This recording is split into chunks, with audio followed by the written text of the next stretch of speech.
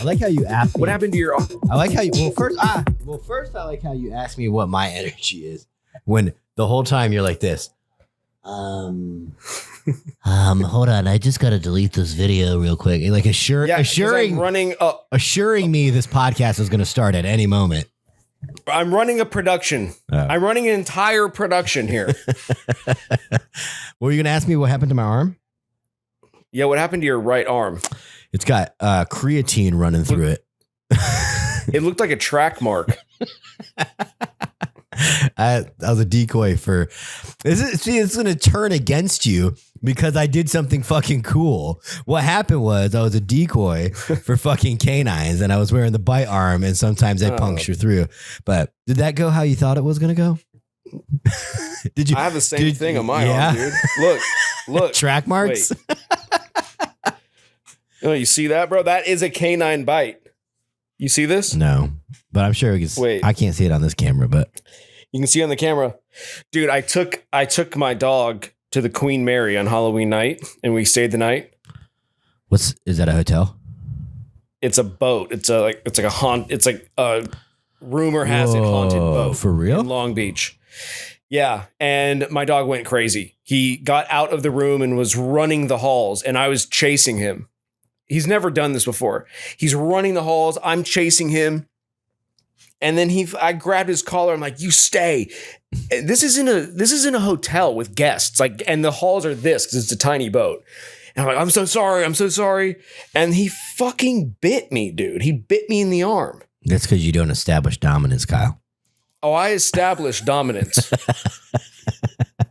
He did it and he was scared. But I think he was just possessed by some spirit. They can sense that stuff way better than we can. I don't know if you heard, but I was saying I'm on day 3 of a loading phase of creatine. Did you hear me?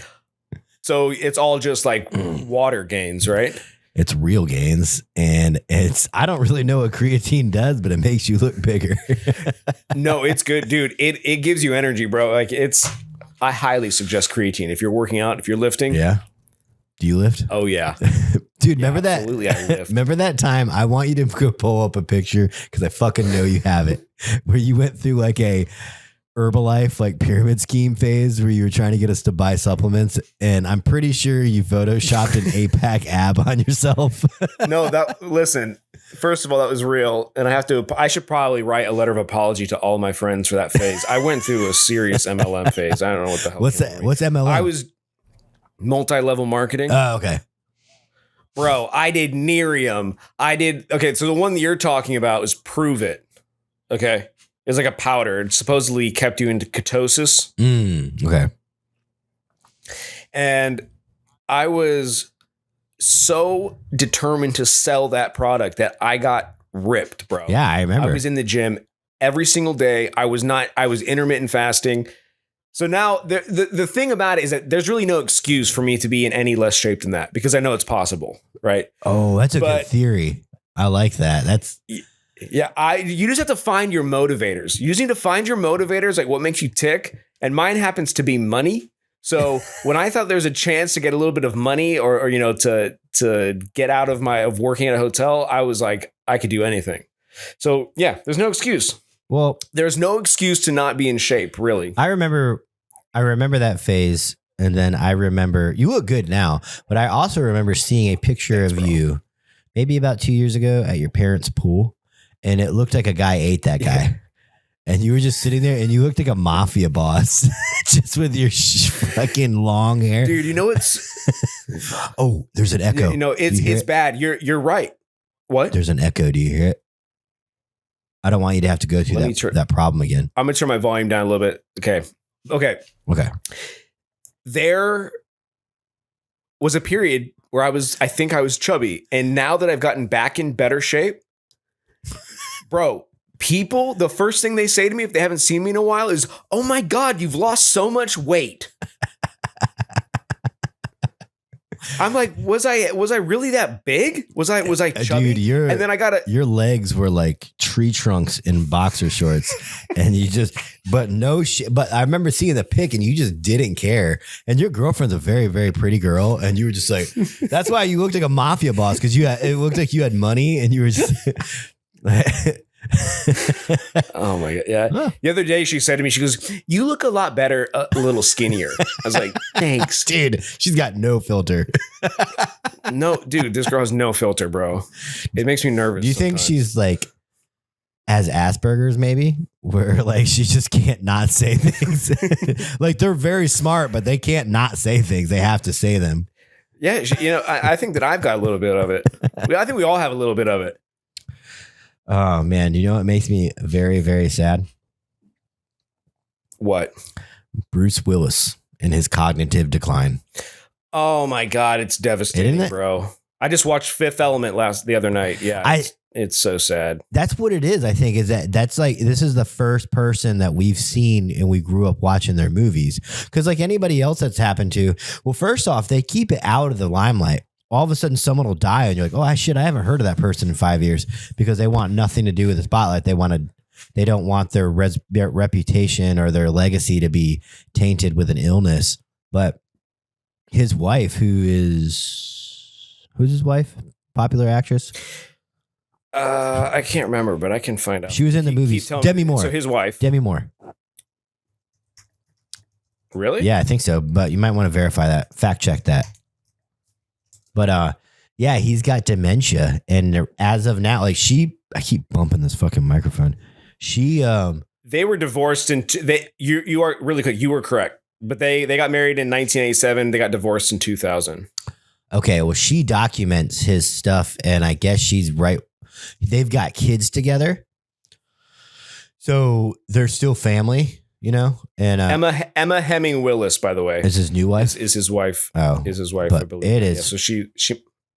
It's just sad because he can't talk anymore, and it's like, man, I watch Die Hard every Christmas Eve. Armageddon's the best movie ever made, the best love story ever made. Like, I will say that on record, and it's just like seeing this is like, ugh, because you know that's coming for everybody. It seems like they were real movie stars back then. Yeah, remember when? Maybe. Shut up. Remember? Okay. Remember? Okay. Remember when there used to be Hollywood blockbusters in the summer? You remember that? Yeah. And now it's just convoluted with fucking producing companies and producers trying to make money. So it's just movies everywhere. Like, no matter, we're just going to release this one on Peacock. Like, it's not going to go in the movie theater at a certain time. Like, they just can't. Everybody's got to make money. It's a different time, dude. It's kind of that detachment from the celebrity kind of gave them this weird godlike status. But now, everyone is on X and everyone is on Instagram, and you feel like they're just normal people at the end of the day. But by having that detachment where you only saw them in the movies or you only saw them on TV in a professional environment, it created stars, it created movie stars. And now it just seems like, oh, that's a person that is an actor and, they're in a movie. Yeah. Like that aura has kind of gone away. That's happened with bands too. I mean, the whole record label era too of, you had a handful of bands that basically made it and then they were untouchable and they became rock stars. And now, yeah. Well, now with hard work and grinding, you can self-make, a band or a music. I think it's better. You don't owe anybody anything, and you can go at your own pace. You can work your jobs until you're ready to release, to switch it full time. I don't know. I've seen bands do that where they're for like 10 years, they're a part-time band and then they're ready to go on and do their own thing and come at a label with, not just being some new band that's going to sign anything. Yeah, it's a great position for bands to be in. A lot of these bands get raked over the coals with these deals. I mean, sometimes labels will sign a band that is similar to a band that they already have signed and they're pushing, and they'll just sign them, get them all pumped, and they'll shelf them. So like because they don't want the competition. I heard that. They don't want they take them from the market, shelve them, and then that's it. That's insane because they probably own everything. Once you sign, they own your name, they own everything, right? Yeah, and if you are a band now and you are trying to get a record label, signing a deal is like a bad loan. That's all it is. You would almost be, but the thing with record labels is they are this well-oiled machine for promotion. So if they actually plan on pushing you and they actually plan on getting you, helping you in that process, then it might be an okay deal. But dude, like the best method for any musician coming up is to build your own audience and then come to the table with some actual leverage. So you can actually negotiate. Yeah. Because if you're kind of blowing up a little bit and a label comes to you, bro, you need to be really careful. But yeah, I was gonna show you this video of this officer. This is off subject. How do I get into this? I'm thinking now I'm gonna have to fucking edit this out. How do I get into this shit? Because I really want to show you this video. Don't edit this out. Because you look like a psychopath. The vein in your fucking forehead popping out. Oh, fuck, shit. All right. Let me just calm down. Yeah, piggyback on what I just said about bands, because we've all been in those meetings. Our bands didn't make it.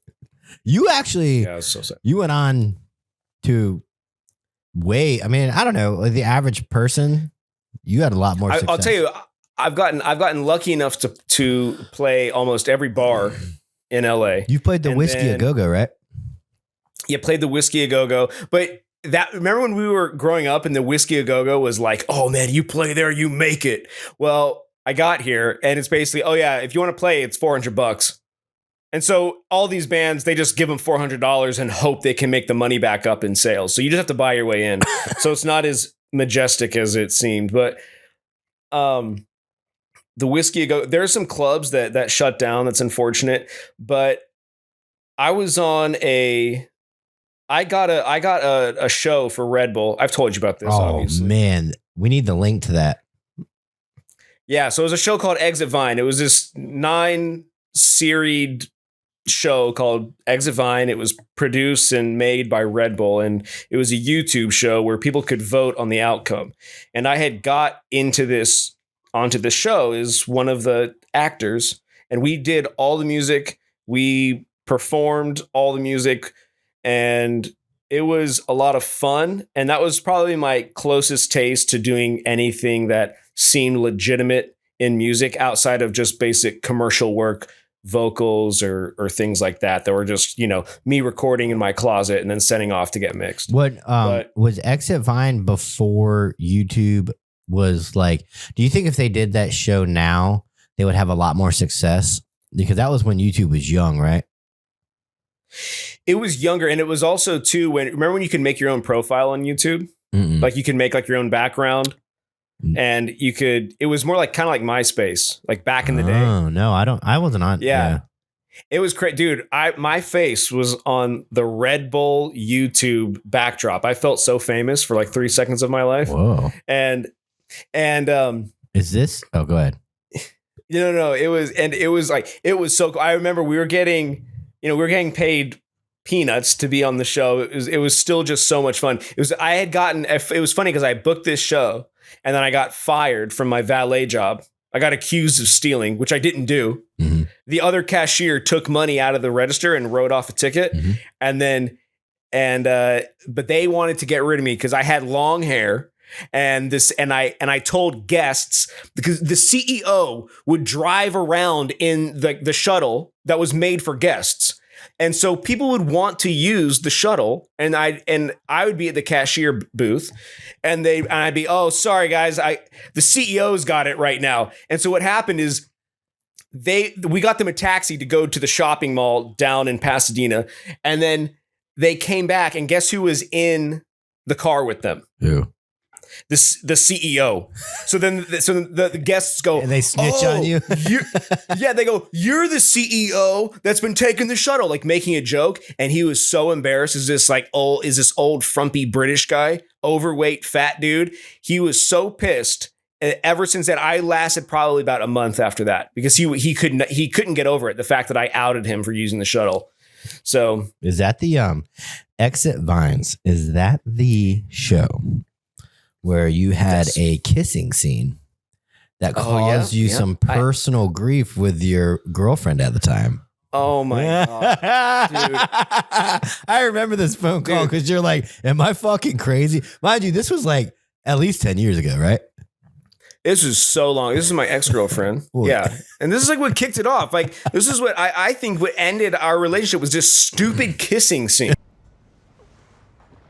We were young and we drove for miles, looking for a story to tell. Whoa. What happened? And I'm like, you know that I got fired from my job and this is the only thing that I've got going on right now is this show. And so I had this big kissing scene. I was like, I was nervous. First of all, any kissing scene, there's a big ass camera in your face. There's grips and there's ADs and there's people holding a light. There's nothing romantic about doing a kissing scene on set. And so I did the kissing scene and she was like never the same after, bro. That was it, dude. Like she could not handle it. Isn't she from? Like she was in California too, right? Yeah. I'm not talking bad about her, but we were both younger, so we were both, you're just more jealous when you're younger. And dude, if she sees this podcast and gets pissed, that means we're doing something right. Yeah. I don't want to talk bad about her in case she sees this. Yeah, no, I'm not. It was so stupid because I was so excited to be part of this show. And then she was just, bro, it was like, it doesn't, I don't know. What do you think? Is that something to get jealous about? I think that if you don't know who you're with and that person's in the acting sphere, it's kind of it's like dating a stripper and then her being mad that they're dancing on dudes, but did you spring that out of left field? How long were you guys together before this kissing thing happened? We were together for a total of probably 2.5. I met her. 3 years. I met her on Laguna Beach. Right? Oh, you did? When I came to Cali, when I was in my R&R from Iraq. We went to Laguna Beach. Did you meet her? You had a girl with you, and that was 2013. No, 2007 or 8 or something like that. No, I wasn't even in California in 2007. Yes. Oh, yeah. It was 2009. Yeah, it was like right. Was that her? I've dated a lot of girls, bro. I've dated a lot of girls out here. And I don't think that was her. I dated her probably in 2012. I think I started dating her in 2012. I dated a lot of girls. I did. I swear to God, I dated a lot of girls. No, but bro, I dated this one girl. Okay, my friend had some modeling gig in Beverly Hills, or he had a modeling audition. It was a total cattle call. And there was this model there. I thought she was beautiful. So I get this girl's number, and one thing leads to the next, and she's packing. I lived in a garage at the time, so she needed a place to stay, and I thought it was going to be temporary. Bro, she moved like 7 boxes in. I had a van. I had to take out the seats. I was driving around with all of her shit. Oh man, in the back of my van, and this was when I was going to school. LAMA, LA Music Academy, and I had testing at the same time. And so this girl is like living in my van, bro. And I had no idea what to do with her. And my friend's like, just drop her off at the homeless shelter. Just drop her off at the homeless shelter. I'm like, I cannot some beautiful foreign girl. Yeah, I'm like, I am not dropping her off at the homeless shelter. And she was staying with this guy who was kind of gangster. I remember his name was Tool. I thought she was staying with you. Well, she was in my van and I had no idea what to do with her because I couldn't have her come to the garage. Yeah, that would be like a sublease. Like you're already subletting the garage from somebody else. So I ended up finding this really cheap hotel, and I would stay with her at this hotel, trying to handle school at the same time. And I ended up having to just call this guy back and be like, bro, I don't know what to do with her. And so she ended up moving back with him. She ended up moving back in with him. Kyle, and when you're a human trafficker. You're a human trafficker. A Vietnamese woman that doesn't speak English being passed around in hotel rooms. Bro, she used to tell me that she was the Celine Dion of Vietnam. This chick sang, it sounded like a goat, dude. Like it was the worst thing you've ever heard in your life. She'd always go, "You're my angel." And I say, "Oh, thank you." Did you ever? No, I didn't. No, but Tyler, my mom watches this show. Dude, I will tell you this though. I was trying, and I was like, we were making the motion, and we were touching and feeling, and it never got to the point. I had to go to a fucking test at school. I had to play drums. I had the worst blue balls. I didn't know that blue balls was like an actual thing that debilitated you. Blue balls is real. Oh, I remember, bleep his name out because I think he watches this, but got blue balls in high school from playing with his wiener somewhere at school or something. And then he said the same thing. He's like, I couldn't move. It was like, no. And I had to play a fucking jazz song in class. And I'm sitting there, I'm like, and it was a test, and it was just me. It was just me and a bass player. And I'm like, I'm fucking trying to get through this shit. And I'm like, okay, is it good? I got out of there so fast. But yeah, dude, she gave me the worst blue balls of my life. Wait, so Ooh. you could, if you would have started the tomfoolery 5 minutes prior, you would have been fine. But because of the timeline that you chose, you were like, oh, I got to get up and go to school. Yeah, it was because I couldn't miss. It was a test. I couldn't miss. So. And then was she not there when you came back? She she was still there. And then I eventually drove her all the way back to Hidden Hills. Not Hidden Hills. What was it? It was Thousand Oaks. And I'm like, I can't. I don't know. You can't stay with me. I'm so sorry, but you just can't. And ever since, and then I blocked the number, and that was that. I was going down a dark path, and I saved myself from it. Yeah, she's definitely dead. But Exit Vine was cool. that just went way off. But anyway, yeah. Oh, speaking of stuff like that, I had on my other podcast, I had a cop turned porn star come on to the show. Oh, really? That ruffled some feathers because she was a cop for 4 years and then said, F this, and got on OnlyFans. And she was like, I made like 6 figures in the first 5 weeks of doing it. And she was like comparing it. She did a really good job. She had a really good argument. She's like, cops. She was like, at that time as a cop, I was making $20 an hour. And she's like, I quit and go make 6 figures in 5 weeks. And she was like, and I wasn't even doing anything nude. Like, whoa. No, it's so crazy how much these girls are making on OnlyFans. I do not blame them for doing it at all, but it's like, are we just all gonna is everyone just gonna have an OnlyFans in 20 years? No, it's degeneracy. You can't. That's how societies crumble. That's how hell on earth exists, is because of this is the start of it. Is our women that men are, but God damn it, Blazer, sit up here or go away. It's the men that are supposed to be protecting the women aren't being. There's a great argument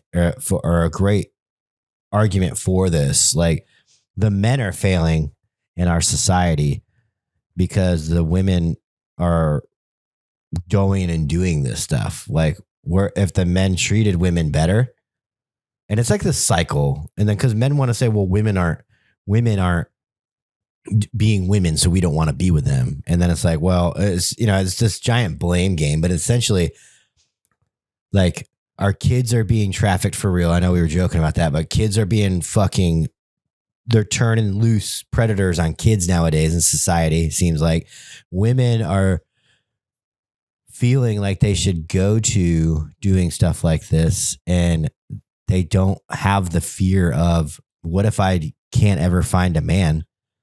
Now granted, this girl that was on my podcast, she's married to her co-star, like they're husband and wife.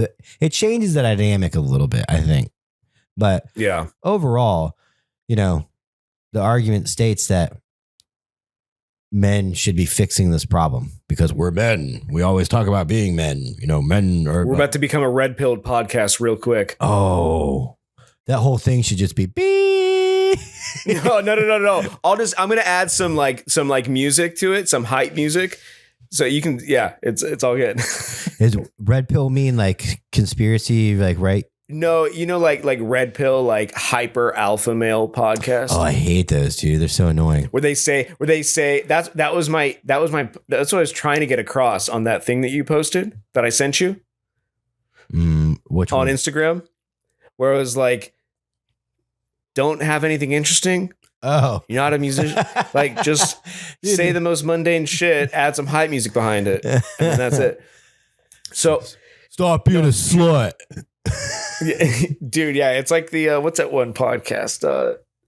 It's funny because like the further, like the more alpha male you go, like it's like the gayer it gets. like they're trying to be so not gay that they just end up becoming gay. They're like, yeah, women suck. Women are gross. Yeah, fuck women. What's up, bro? Yeah. I'll probably edit that shit out. I don't know. It's just No. I don't know. And I noticed those guys too. Like a lot of people love to act like and show that they have money, but they actually have no money. That to me I didn't really realize that until a couple years ago. Like a lot of people try to portray themselves as a lot of people try to portray themselves as like successful and rich, and they're not. They don't have anything. And it's just like sickening. Like, just be yourself. Go do something credible. We talk about this all the time. It's social, like the whole social media stuff. It's like the only stuff you see is the rich and like the successful or the famous and creative. And it seems like that's like the only thing that women want. And I mean, it makes sense, but the problem is that you would think that that's everywhere, but it's a much smaller minority of the population that's able to pull in $160,000, $250,000 per year. And in women's defense, they should be pursuing a guy like that because, I'm not saying that they have to be basic LA housewives, where they're drunk on wine and Xanax, but you should want to be hanging on a guy's arm that's successful and then that guy should take care of you, and be a good husband. You motherfucker, stop biting me, please. That's animal abuse. I'm going to clip that. I was at an event and we were talking to her and she was like, I guess, she was talking to my co-host and one of the first things that she said was, I have 15K followers on Instagram. That was like one of the first things she said, like when she was announcing herself, like, oh, I'm a police officer with so-and-so and I have 15K followers. She walked away. I was like, what is with it? That's the second or third woman I've met that like literally used it as their introductory to getting to know them. And then my buddy looked at me and goes, because that's the only way it's the only way women can measure their worth or something. It's like, oh my God. But I mean, you look at some of these girls' pages, they don't do anything. I mean, I got 27,000, but I rescued a fucking dog for those motherfucking numbers, dude. I did something. These women just shake their ass. They just exist.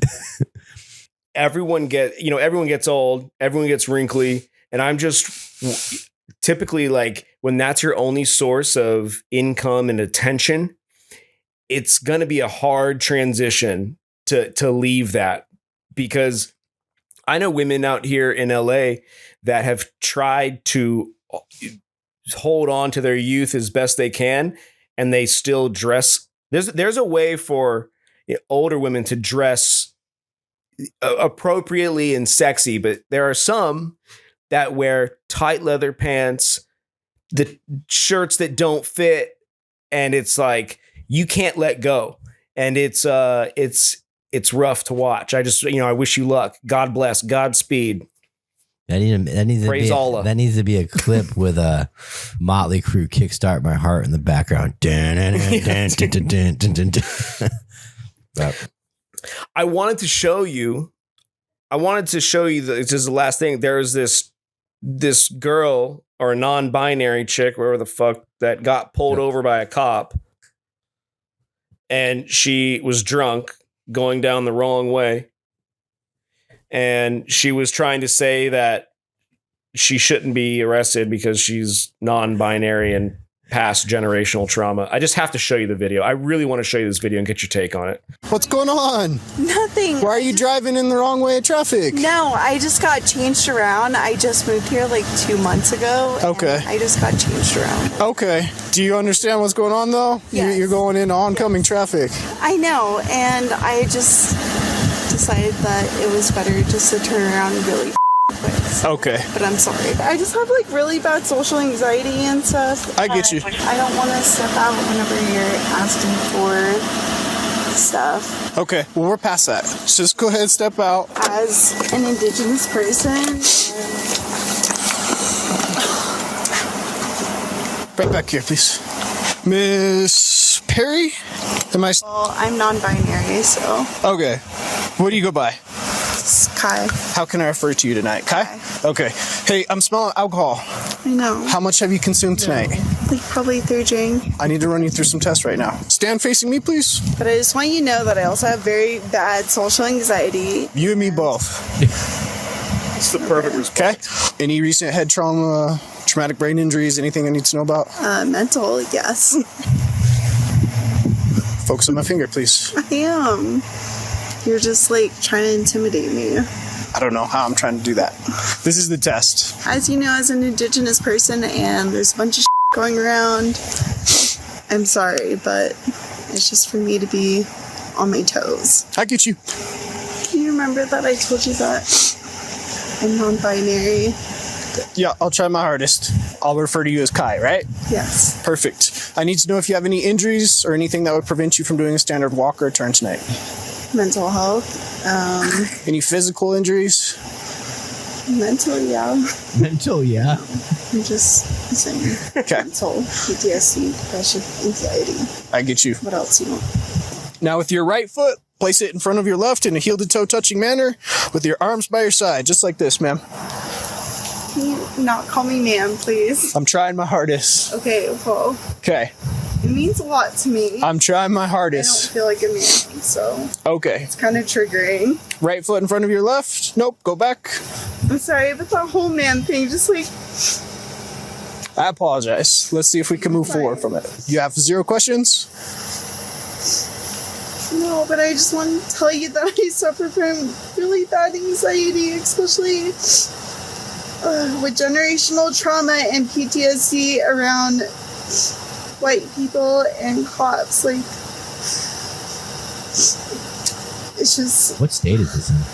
I'm going to speak with you right over here, okay? no, I don't know. Yes, ma'am. Go ahead and place your hands behind your back. don't, dude, Don't make it hard. please. Don't make it hard. No, Don't. you're, You're going to get a resistance. dude, You're going to get a resistance. right? don't resist. don't, Listen to me. Don't resist. don't. You're being Come a here. white man and Come here. don't. I followed all of your like, as an Indigenous person, like, you guys. You guys are scaring me.